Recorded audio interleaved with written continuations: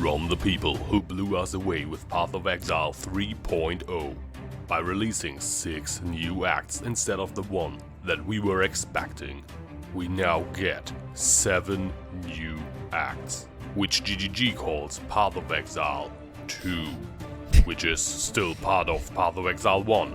It's complicated, but that is one more act than 3.0, so they have outdone themselves already. That is a mathematical fact. However, that is not the only thing GGG announced at ExileCon. Path of Exile 2 features actual, almost current generation graphics, crisp animations, and cool, snappy physics, as well as in-campaign boss fights that, well, look like actual boss fights for once. The new character selection and introduction screen is a lot closer to the old and awesome shipwreck scenario, and thankfully not close at all to the one from Fall of Aria. Because let's be honest, nobody really liked that one. Oh, and they took the number of ascendancy classes, and then we doubled it. No way they will be able to get PoE anywhere close to a balanced state after doing that. The skill gem and socketing system will receive a complete overhaul in 4.0.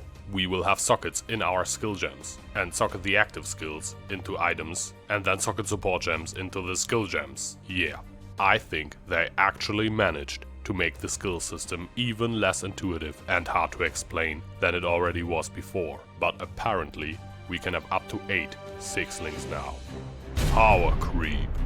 When you socket in support gems or change around gear, it actually shows the new DPS number as you swap out the equipment. So we finally found out what GGG has hired OpenR for.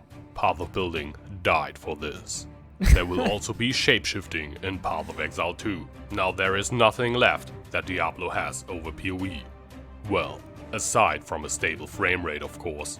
I am Chris Wilson from Grinding Gear Games, and I'm so hyped I can barely talk properly and sound kinda funny and cute. Let's watch Jonathan play one of our patented horrible character builds that we always use to showcase any new content.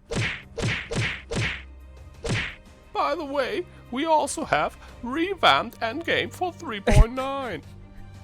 Shaper, Elder and their guardians finally got killed by Mathel often enough that they are now considered finally and actually and permanently dead. Zana decided to trap Slippery Jim 8 and his farming helpers into the map device for grinding too much and going insane.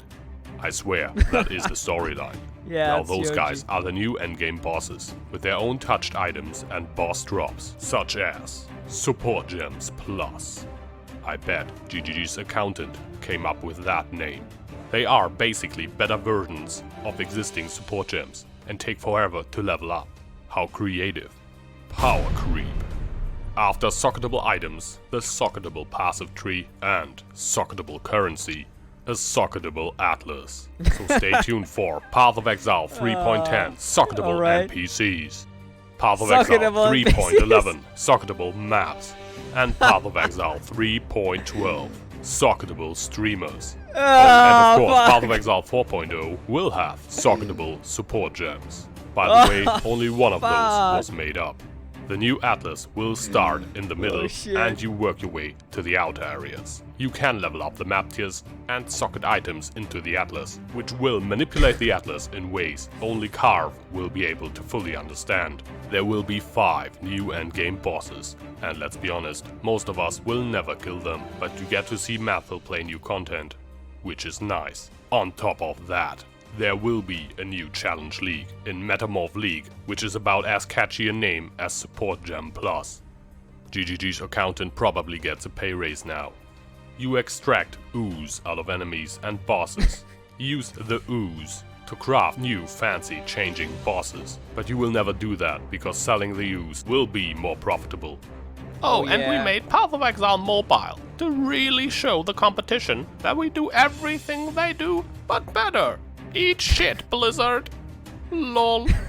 Subscribe for more Path of Exile memes. I'm YOJI's That was horrible good. trailer announcer voice, That and I was will good, see you YOJI. soon.